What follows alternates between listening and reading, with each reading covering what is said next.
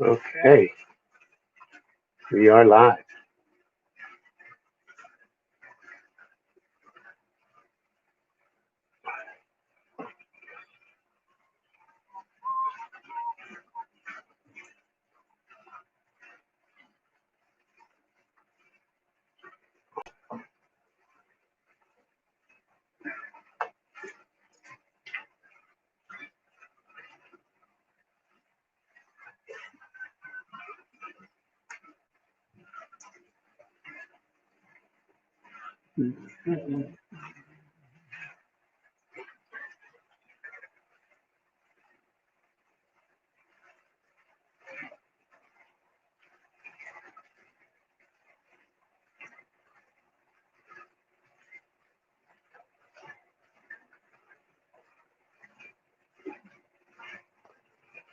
All right, so a couple of you guys are out there.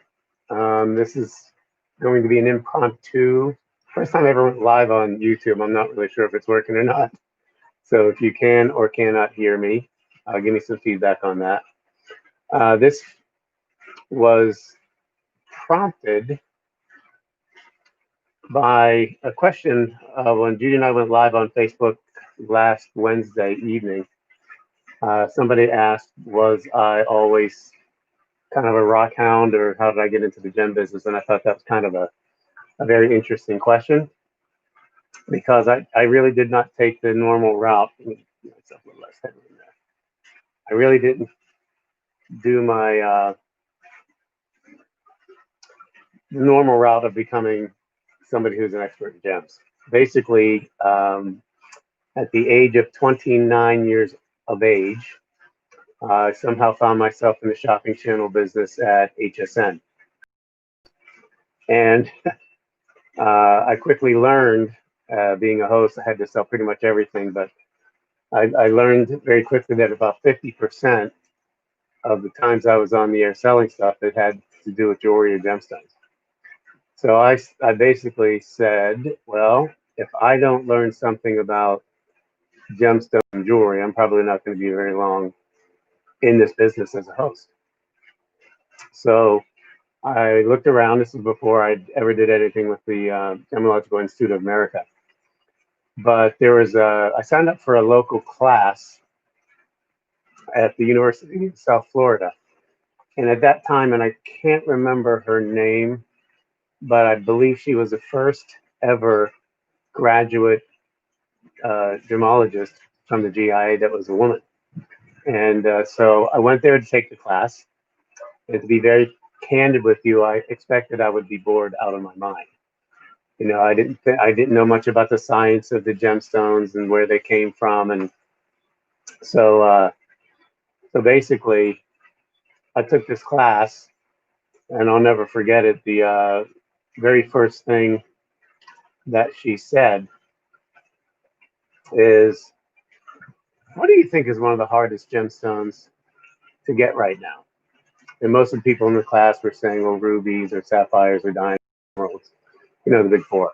And basically, um, she said, "No, it's lapis." And she said, "You have to understand, to be a gemologist, you have to understand a lot more than the science of a gemstone. You have to understand geopolitical concerns. You have to understand governments and inflation and fuel costs." And she said the reason lapis is one of the most difficult gems to get at this time, this was about, well, 30 years ago, is because lapis is mined in Afghanistan. And the way that they mine it is very, very primitive. They're up on a mountainside, and they're digging out this rock, and they put it in a fire, and the rock gets very, very hot. And then they drop it into a freezing cold mountain stream, and then it splits, and they extract the lapis. And so what she said at that time is, you have to understand that at that time, Afghanistan was still a war-torn country. Russia was having battles with them. And the last place you want to be when you're mining lapis is up on a hillside with a fire, showing where they can shoot you.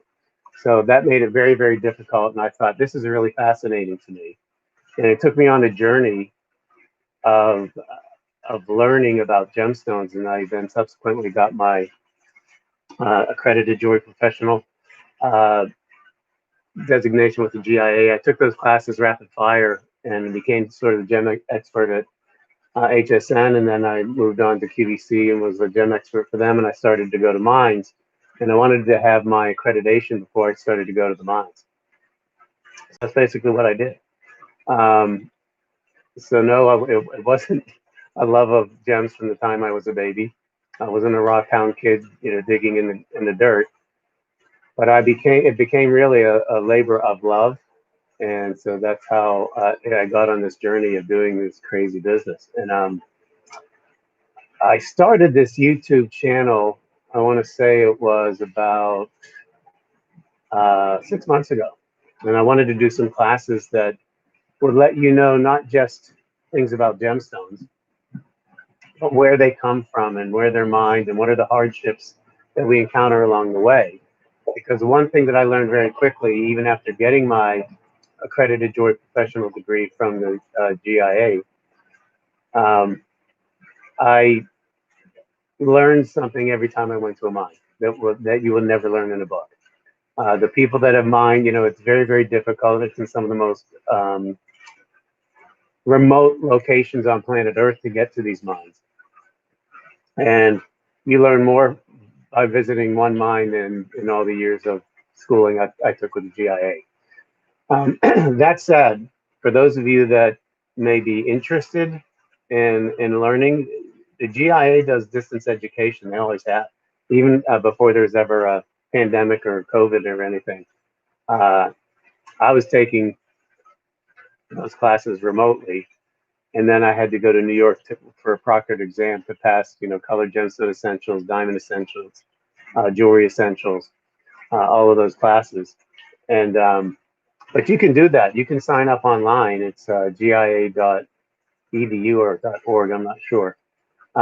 Just look up Gemological Institute of America, and you can sign up for those classes. And who knows, maybe you will be on another journey like I was, and it ends up becoming a lifelong vocation. As I said, that I started in the shopping channel business 30 years ago. As of this, 30 years, 89 to 20. No, so 31 years as of February of this year.